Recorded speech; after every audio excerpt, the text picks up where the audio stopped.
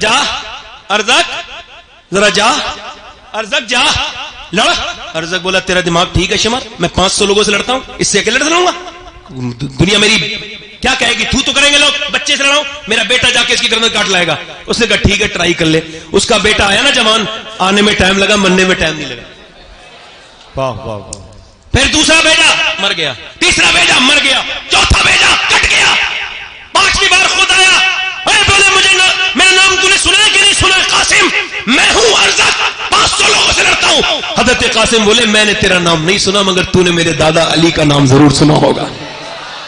اور میں آ جا. اور وہ جب آیا آپ نے فرمایا تیرا دماغ خراب, تیرے ہوش خراب ہو گئے, تیرا بچے کا مر گیا, تو تیرے گھوڑے کی زین تک کھلی ہوئی ہے. اس نے نیچے گردن کی نا ایسی تلوار ماری, گردن او دور جا کے گری. آواز آئی علی کا وہ گھر ہے جس گھر کا ہر ایک بچہ جہاں پیدا ہوا شیر خدا معلوم ہوتا ہے. اللہ. امام قاسم, اچھا اب 22,000 لوگ جب تیر چلائیں گے ایک آدمی پر تو کیا ہوگا؟ شہید ہو گئے. اب جب شہید ہوئے نا تو اور لاشوں کو امام اٹھا کے لائے تھے, توجہ کرنا میرے امام پر, جب اٹھا کے لائے تھے اور لاشوں کو تو گود میں اٹھا کے لائے تھے, مگر ان کے لیے آپ نے نیچے کو کپڑا رکھا اور پھر ٹکڑے اٹھا کے سر پاؤں اپنے بھتیجے کے گٹھی باندھی اور پھر لے کر کے آئے. اور پھر امام نے نا اپنے چھوٹے بیٹے کی بڑے بیٹے کے پاس گئے, وہ بھی شہید جب ہونے گئے حضرت علی اکبر, تو دیکھا آنکھوں میں آنسو تھے. امام نے فرمایا میرے علی اکبر, کسی شہید کی آنکھوں میں آنسو نہیں دیکھے, میرے بیٹے تیری آنکھوں میں آنسو کیوں ہیں؟ تو بیٹا رو کے بولا ابا میرے بعد آپ اکیلے رہ جاؤ گے. 18 سال کا.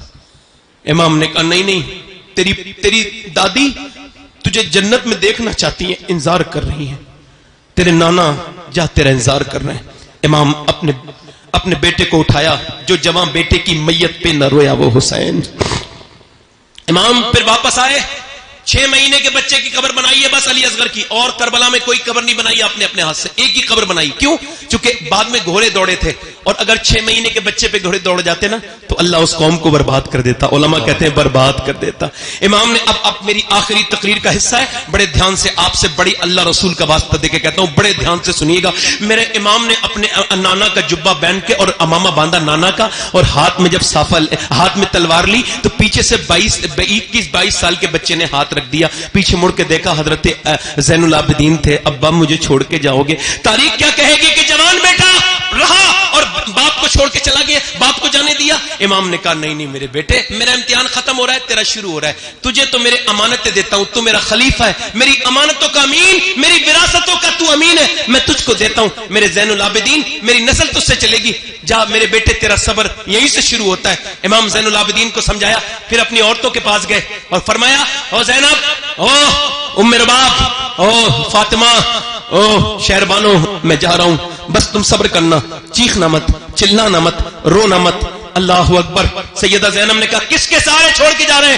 کہنے لگے جس کے سہارے ابراہیم نے ہاجرہ کو چھوڑا تھا اسی کے سہارے چھوڑ کے جا رہا ہوں, بس اسی کے چھاڑے چھوڑ کے جا رہا ہوں. امام چل دیے بریلی سے.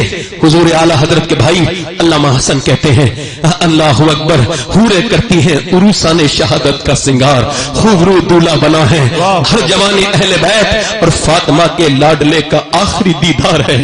حشر کا ہنگامہ برپا ہے میان اہل بیت. امام کو آخری بار ان کے گھر کی عورت دیکھ رہی ہے, اپنا سودا بیچ کر بازار سونا کر گئے. کون سی بستی بسائی تاجران اہل بیت. امام جب کربلا میں گئے, تلوار آپ نے چلائی, آپ کی تلوار سے تو کوئی مقابلہ نہیں کر سکتا تھا. تیر مارے, پہلا تیر جب سینے پہ لگا, او نوجوانوں اس تیر کو تم بھی دل پہ لے کے سنو. امام نے گھوڑا واپس کیا, خیمے میں جا کے بولے بہن روئی تھی کیا زینب؟ کہا ہاں میرے بھائی, تم میرے بھائی ہو, میرے ماں جائے ہو, میرے ساتھی ہو, میرے بھائی, میں بچپن سے تمہارے ساتھ کھیلی, مگر اب جب تیر لگائے تو زینب کو افسوس تکلیف ہو گئی, میں بہن ہوں. آخر امام نے فرمایا نا میری بہن رو مت. جب مورخ تاریخ لکھے گا تو خالی حسین ابن علی کی تاریخ نہیں لکھی جائے گی, بلکہ زینب بنت علی کی بھی تاریخ لکھی جائے گی.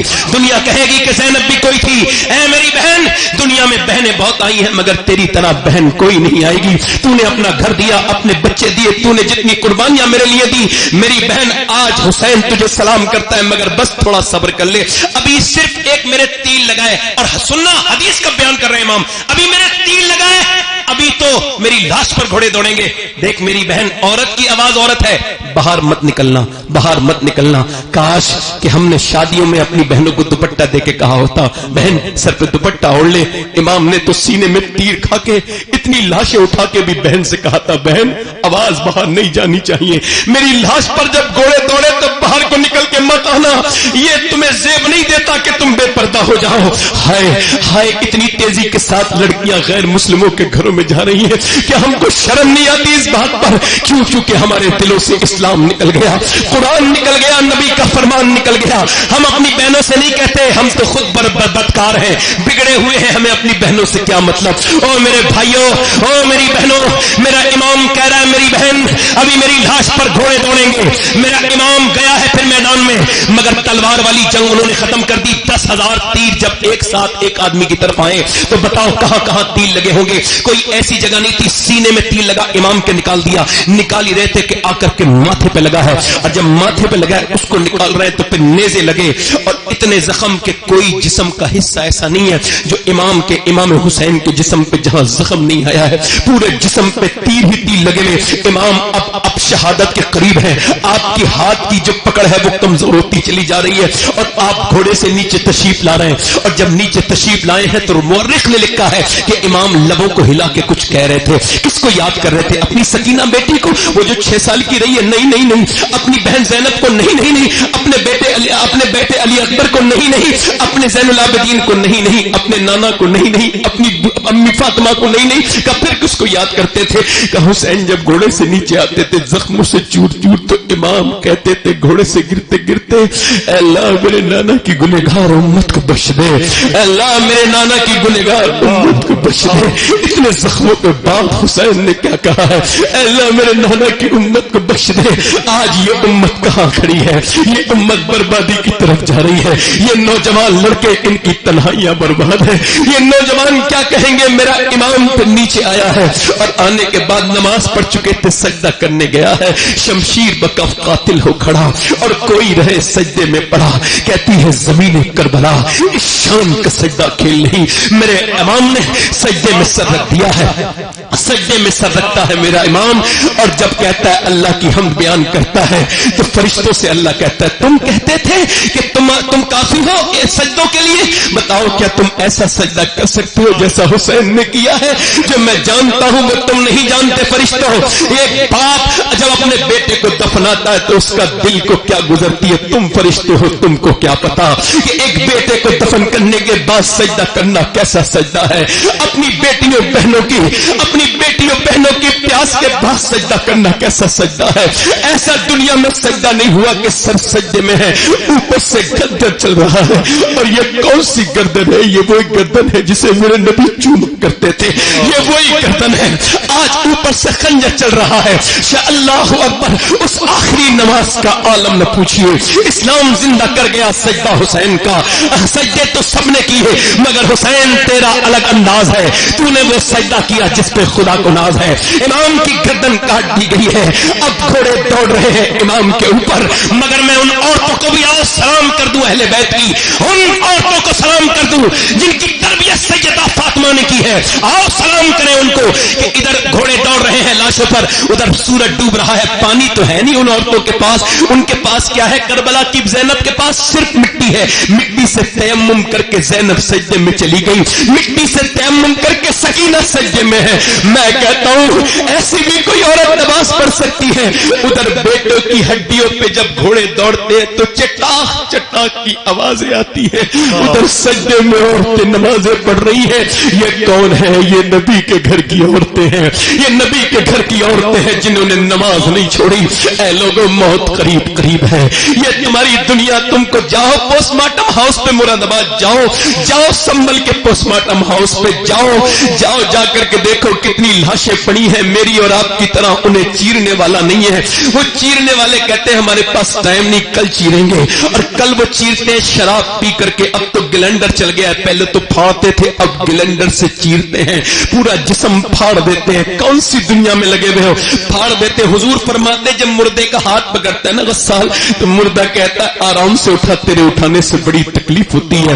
جب ہاتھ اٹھانے سے تکلیف ہوتی ہے تو بولو. جب وہ چیرتے ہیں اور پھر سیتے بھی کیسے ایسے کر کے بڑی پلاسٹک کی رسی سے چیتے ہیں پورا ایسے کر کے، تو اس وقت کتنی تکلیف ہوتی ہوگی.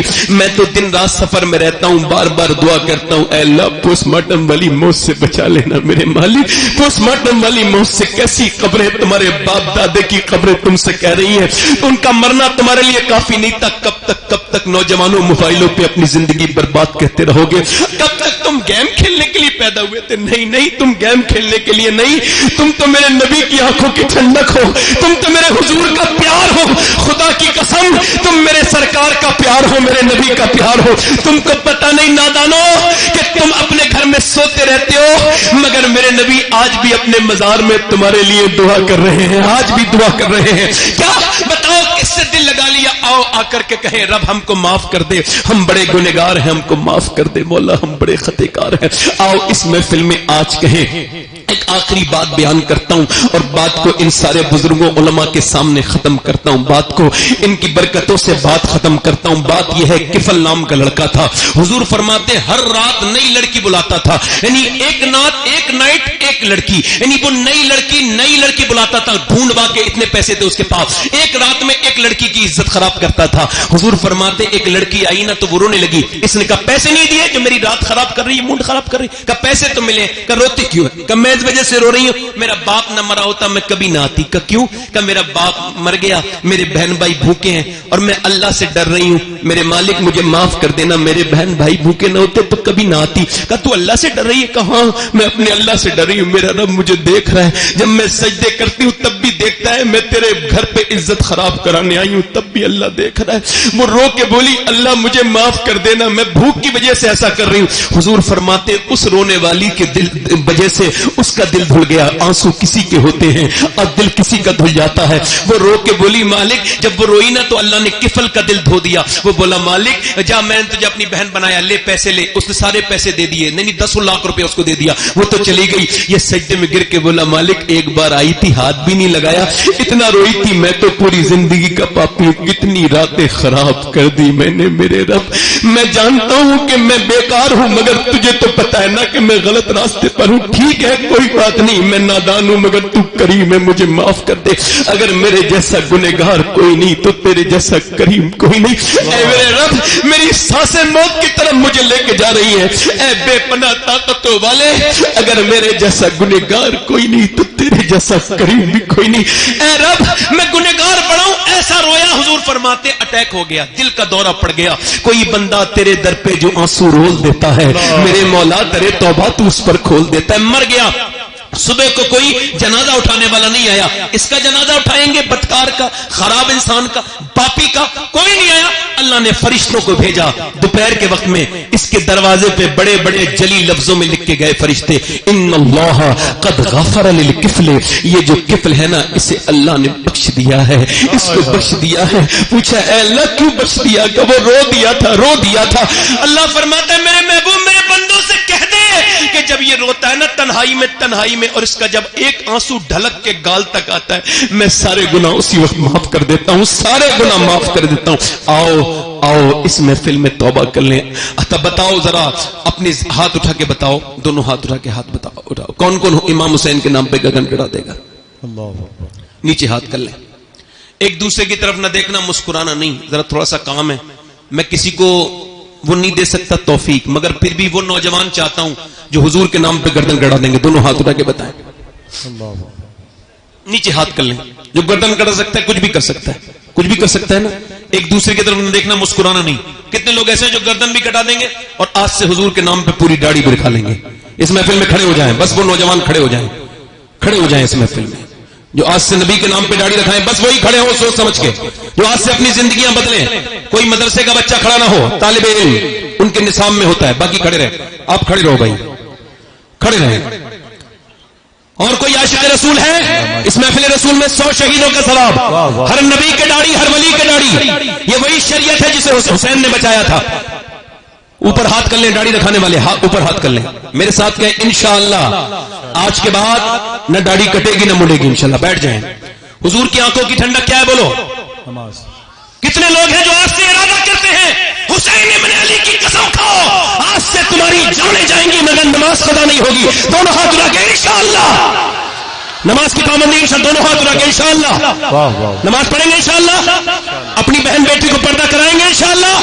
ہمیشہ مسلک اعلی حضرت پہ قائم رہیں گے انشاءاللہ. انشاءاللہ اپنی بہن بیٹی کو پردہ کراؤ. اور حضرات محترم آج سے اپنی زندگیوں میں تبدیلی لاؤ. کچھ سیکھو، کچھ بدلو اور مانا کہ اس چمن کو گلزار نہ کر سکے ہم. کچھ خار کم تو کر گئے گزرے جدر سے ہم. اور شکوے ظلمت شب سے تو کہیں بہتر تھا اپنے حصے کی کوئی شمع جلاتے جاتے. رابطے توڑ گیا وہ سارے آتے جاتے ورنہ اتنے تو مراسم تھے کہ آتے جاتے. اللہ ہم سب کو سلامت رکھے. توبہ کر لیں. استغفر اللہ رب من کل ذنب ما تب علیہ. لا الہ الا اللہ محمد رسول اللہ. میری زندگی کا مقصد تیرے دین کی سرفرازی. میں اسی لیے مسلمان، میں اس لیے نمازی.